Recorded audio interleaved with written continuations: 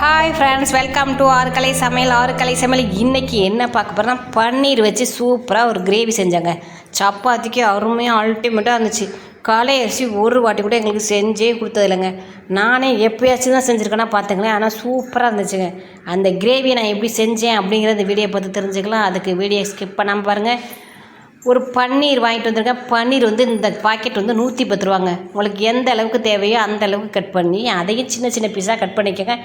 சூப்பராக கட் பண்ணிக்கோங்க. உங்களுக்கு எவ்வளோ பெருசு வேணுமோ அவ்வளோ பெருசு கட் பண்ணிக்கோங்க. ஓகேவா? ஃபுல்லாக வேணாலும் ஃபுல்லாக கட் பண்ணிங்க. நான் பாதி தாங்க செஞ்சேன். பாதி இன்னொரு நாளைக்கு செஞ்சு கொடுக்கலான்னு பாதி தான் கட் பண்ணி எடுத்துக்கிட்டேன். வானலி அடுப்பில் வச்சுக்கோங்க. கேஸை ஆன் பண்ணிக்கோங்க. கொஞ்சமாக ஆயில் ஊற்றிட்டு இந்த பன்னீர் நம்ம பொரித்து இப்போ எடுத்துகிட்டு தான் அதுக்கப்புறம் கிரேவி செய்ய போகிறோம். அப்போ தான் அந்த பன்னீரில் மசாலாலாம் ஊறி டேஸ்ட்டாகவும் நல்லா ஜூஸியாகவும் சூப்பராகவும் இருக்கும். பார்க்குறதுக்கும் பன்னீர் மசாலா நல்லா கலர்ஃபுல்லாக இருக்கும். ஓகேவா? அதுக்காக தான் இப்போ பொரிச்சு எடுக்கிறது. எண்ணெய் வச்சுருக்கோம். எண்ணெய் நல்லா காஞ்சிருச்சு. இப்போ இதில் என்னென்ன சேர்த்து இந்த பன்னீரை பொரித்து எடுக்க போகிறோம் அப்படிங்கிறத வீடியோ பார்த்து நீங்கள் தெரிஞ்சுக்க போகிறீங்க. நல்லா எண்ணெய் காஞ்சிக்கட்டும். அடுப்பு சிம் பண்ணி வச்சுருக்கேன். சிம் பண்ணி வச்சுட்டு இதில் தேவையான அளவு என்ன சேர்க்குறீங்க தெரியுமா? ஃபஸ்ட்டு சால்ட்டு, கொஞ்சமாக சால்ட்டு, 1 ஸ்பூன் மிளகாய்த்தூள், 2 சேர்த்துட்டு நல்லா எண்ணெயில் கலக்கிடுங்க. மிளகாவை கருக விட்டுறாதீங்க. பன்னீரை உள்ளே இறக்கி விட்டு அப்படிக்கா ஒரு திருப்பு இப்படிக்கா ஒரு திருப்பு. மிளகா மட்டும் கரைஞ்சி போயிடக்கூடாது. கலர் ரொம்ப முக்கியங்க. பிகில் ரொம்ப முக்கியம். அப்படிங்கிற மாதிரி கலர் ரொம்ப முக்கியம் பன்னீருக்கு. சரியா? அப்படியே லைட்டாக இப்படிக்கா ஒரு திருப்பு அப்படிக்கா ஒரு திருப்பு. இப்போ இந்த உப்பு காரம்லாம் அதில் பிடிச்சிருக்கோம்ல, அப்போ சூப்பராக இருக்கும். நீங்கள் டேரெக்டாக கொண்டு போய் இறக்கி விடும்போது அந்த உப்பு காரம் சேர்ந்துருக்காது, சப்புன்னு இருக்கும். இந்த மாதிரி செஞ்சிங்கன்னா உப்பு காரத்தில் சேர்ந்து சூப்பராக இருக்கும். ஓகேவா? போதும், முக்காது இது பண்ணால் போதும். மசாலா பிடிச்சிருச்சு, உப்பும் பிடிச்சிருச்சு. அப்படியே எடுத்து ஒரு பிளேட்டில் வச்சுட்டு அதே ஆயில் அப்படியே வச்சுக்கோங்க. வேறு ஆயிலெலாம் மாற்ற வேணாம். அதே ஆயில் அப்படியே வச்சுட்டு ஜீரகம், 2 கிராம்பு சேர்த்துட்டு பொடியாக வெங்காயத்தை நறுக்கி அதில் சேர்த்துக்கோங்க. அந்த ஏற்கனவே பொரிச்சு வச்சுருந்தோம்ல, அதனால தான் வெங்காயம் இந்த கலரில் இருக்குது. அந்த ஆயிலுங்கிறனால வெங்காயத்துக்கு தேவையான உப்பை சேர்த்துட்டு கரம் மசாலா தேவையான அளவு சேர்த்துட்டு மல்லித்தூள் 1/2 ஸ்பூன் சேர்த்துட்டு கொஞ்சமாக மஞ்சத்தூள் சேர்த்துட்டு இப்போ என்ன சேர்க்க போனால் இதுக்கு எவ்வளோ காரமோ அதை தனியாக இது பண்ணிக்கலாம். இப்போ இதை மட்டும் நல்லா வதக்கி நல்லா சுண்டை வச்சுருங்க. மிக்ஸி ஜார் எடுத்து வச்சுக்கோங்க. அது அடுப்புலேயே இருக்கட்டும், அடுப்பு சிம்லேயே இருக்கட்டும்.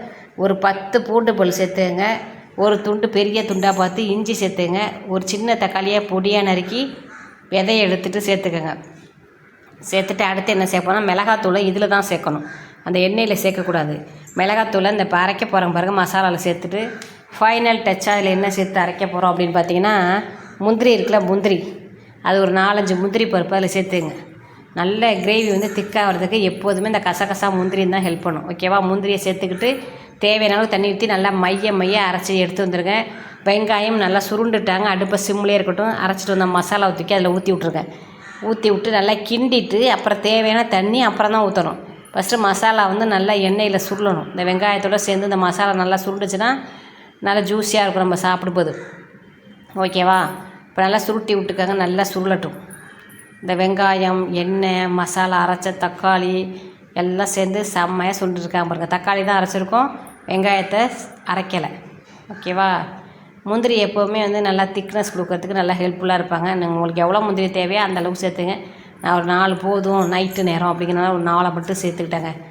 அந்த மிக்ஸி ஜாரை கழுவி தண்ணியை ஊற்றியாச்சு. தேவையான தண்ணீர், நம்ம எந்த அளவுக்கு கிரேவி வைக்க போகிறோமோ, எந்த அளவுக்கு பன்னீர் சேர்க்குறோமோ அந்தளவுக்கு தண்ணியை சேர்த்துட்டு நல்லா கலக்குன்னு கலக்கி விட்டு அடுப்பை சிம்லேயே வைங்க. நல்லா கொதிச்சுட்டு இந்த பச்சை வாசனை போய் அந்த கிரேவி கொஞ்சம் திக்னஸ் ஆகும்.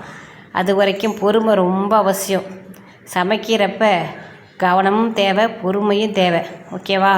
அதனால் ரொம்ப பொறுமையாக இருங்க. நல்லா எண்ணெய் தெளிஞ்சு கொதித்து வெந்து வந்துட்டாங்க. இப்போ என்ன செய்ய போகிறோம் அப்படின்னா, இப்போ இது இருக்குல்ல, பட்டர் கொஞ்சோடு சேர்த்துங்க. வீட்டில் இருந்தால் சேர்த்துங்க, இல்லாட்டி விட்டுருங்க.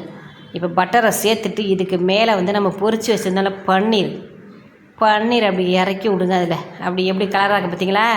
இப்போ நீங்கள் வெறுமனே நறுக்கி போட்டிங்கன்னா வெள்ளை வெள்ளைன்னு இருக்கும்.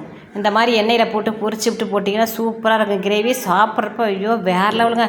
பசங்க என்னம்மா சூப்பராக இருக்குது, ஏமா அடிக்கடி செய்யலை அப்படின்னு நாங்கள் சப்பாத்தியில் தொட்டு சாப்பிட்டு பார்த்துட்டு இதில் லாஸ்ட்டாக என்ன சேர்க்க தருமா, அந்த கஸ்தூரி மெட்டி இருக்குல்ல, கஸ்தூரி மெட்டி, அதை கொஞ்சோண்டு எடுத்து உள்ளங்கையில் வச்சு கசக்குன்னு கசக்கி அதில் தூவி விட்ருங்க.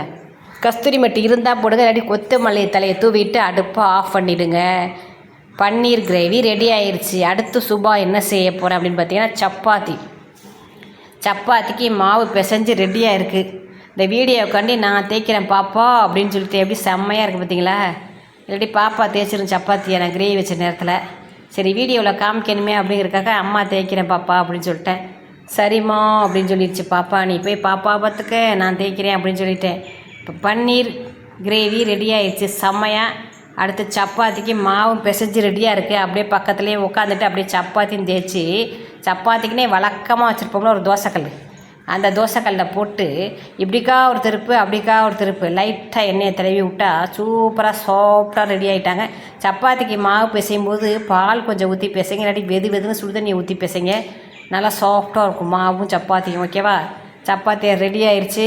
சூப்பராக சப்பாத்தி ரெடி ஆயிடுச்சு. ரெடியான சப்பாத்தி எடுத்து பிளேட்டில் வச்சுக்கலாம். எத்தனை சப்பாத்தி சுட்டோமோ அத்தனை சப்பாத்தி எடுத்து ஹாட் பாக்ஸில் வச்சிருச்சு பாப்பா. நான் வீடியோ கண்டு 2 சப்பாத்தியை மட்டும் எடுத்து ஒரு பிளேட்டில் எடுத்து வச்சுட்டாங்க. வச்சுட்டு அந்த கிரேவி எடுத்து அதில் ஊற்றுனா ஐயோ மணக்குதுங்க. வாயில் வச்சா வேறு லெவல்.